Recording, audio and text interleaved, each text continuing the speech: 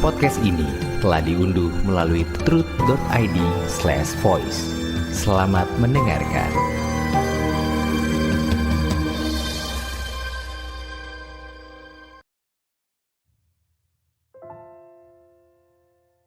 Shalom, kebenaran hari ini tanggal 1 Maret 2025 bertema melalui perubahan terus-menerus. Roma 12 ayat 2. Janganlah kamu menjadi serupa dengan dunia ini, tetapi berubahlah oleh pembaharuan budimu, sehingga kamu dapat membedakan manakah kehendak Allah, apa yang baik, yang berkenan kepada Allah dan yang sempurna. Kehidupan Tuhan Yesus dari kelahiran sampai kematiannya adalah kehidupan dengan logika terbalik. Allah yang Maha Tinggi mengutus putranya lahir di kandang binatang, menyampaikan kebenaran tanpa pedang atau senjata, meraih kemuliaan dengan kehinaan, mati di kayu salib. Cara berpikir Tuhan inilah yang harus menjadi cara berpikir orang percaya. Untuk itu, kita harus belajar dengan teliti apa yang diajarkan Tuhan Yesus dan kehidupan yang dikenakannya.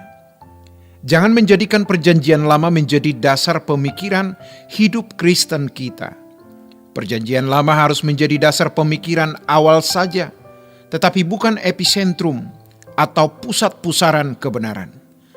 Para pembicara yang memanipulasi Alkitab, khususnya ayat-ayat dalam perjanjian lama, keluar dari konteksnya, tidak akan pernah menemukan kebenaran original yang diajarkan oleh Tuhan Yesus Kristus. Mereka masih berstandar orang beragama, tidak berdiri atas kebenaran Injil yang murni. Logika terbalik ini bisa terwujud dalam kehidupan orang percaya melalui perubahan terus-menerus, perubahan yang berkesinambungan tiada henti. Inilah yang dimaksud kata perubahan di dalam Roma pasal 12 ayat 2 yang berasal dari kata metamorfo. Kata kerjanya metamorfo. Perubahan ini terjadi dalam pikiran. Perubahan tersebut seperti proses perubahan metamorfosis. Jadi, kata metamorfosis pasti diambil dari bahasa Yunani. Perubahan dari telur menjadi ulat kecil, lalu menjadi ulat dewasa, kemudian jadi kepompong, sampai akhirnya menjadi kupu-kupu. Perubahan yang signifikan akan membuat seseorang mengalami penyimpangan pikiran. Penyimpangan pikiran artinya tidak seperti pikiran orang pada umumnya. Penyimpangan pikiran inilah yang dianggap sebagai kebodohan, bahkan dianggap sebagai ancaman bagi kehidupan normal. Paulus menyebutkan di dalam 1 Korintus pasal 1 ayat 18 dan 23, juga di 1 Korintus pasal 2 ayat 14, bahwa pemberitaan salib adalah kebodohan bagi dunia. Salib adalah simbol penderitaan, kesengsaraan.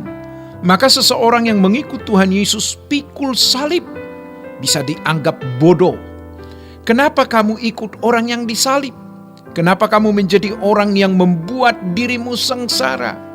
Jadi, sampai tingkat tertentu, orang yang benar-benar mengerti kebenaran Injil dan mengenakan kebenaran Injil, termasuk di dalamnya memikul salib seperti Paulus, pasti dianggap gila oleh orang lain. Paulus itu dianggap gila, sama seperti tuannya atau majikannya, yaitu Tuhan Yesus, yang juga dianggap gila oleh orang-orang sejamannya.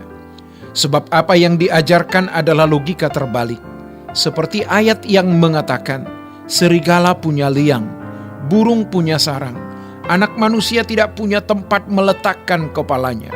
Bukan hanya tidak wajar, tetapi bertentangan dengan naluri orang. Rata-rata orang mau menyelamatkan nyawa, tetapi ikut Tuhan Yesus malah kehilangan nyawa. Kalau Injil yang diajarkan belum dianggap sebagai satu kebodohan dan belum dianggap sebagai ancaman bagi kehidupan normal atau wajar, itu belum kebenaran yang murni.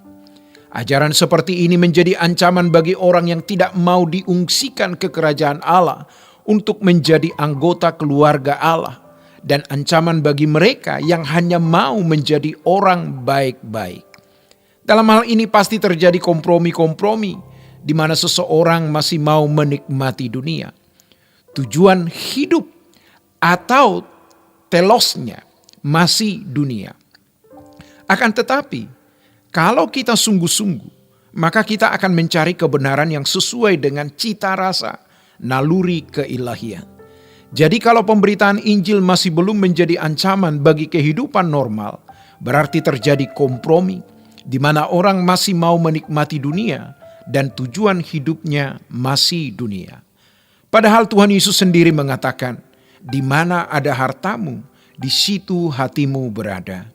Memang sampai tingkat tertentu melalui proses metamorfosis, orang percaya yang menyerahkan hidupnya bagi Tuhan dan hidup sesuai dengan Injil yang dikenakan oleh Tuhan Yesus, yaitu kehidupan yang dikenakan Tuhan Yesus, akan dianggap paranoid. Kata paranoid terdiri dari dua kata, yaitu para, yang merupakan sebuah preposisi dalam bahasa Yunani yang artinya beside, dan noia yang berarti nous, pikiran. Jadi paranoid artinya di samping pikiran atau penyimpangan pikiran. Memang dengan mendengar firman yang murni, kita akan dibawa kepada logika terbalik. Akan terjadi paranoid, penyimpangan pikiran. Dalam psikologi, kata ini memiliki konotasi yang sangat negatif. Tetapi dalam kehidupan anak Tuhan justru kebalikan. Orang percaya yang benar ketika mengenal kebenaran yang murni, maka ia akan menyadari betapa fasik dan jahatnya dunia. Kalau orang tidak mengenal kebenaran murni, dia tidak menyadari keadaan yang sesungguhnya dari dirinya dan keadaan orang di sekitarnya. Ketika Yesaya disentuh Tuhan, dia berkata, "Aku najis." Dia baru sadar kenajisannya ketika ia membandingkan dirinya dengan kekudusan Allah. Dan dia berkata, "Aku tinggal di tengah-tengah orang yang najis bibirnya."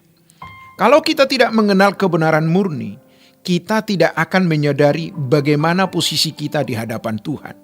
Namun orang yang mengenal kebenaran yang murni akan menyadari betapa fasik dan jahatnya dunia. Baginya, pengaruh dunia adalah ancaman bagi kemurnian iman Kristiani.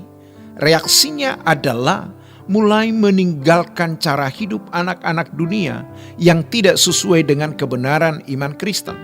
Sikapnya terhadap dunia yang mulai resisten akan mudah sekali dilihat oleh orang-orang sekitarnya. Demikianlah kebenaran hari ini. Tuhan Yesus memberkati. Sola Gracia.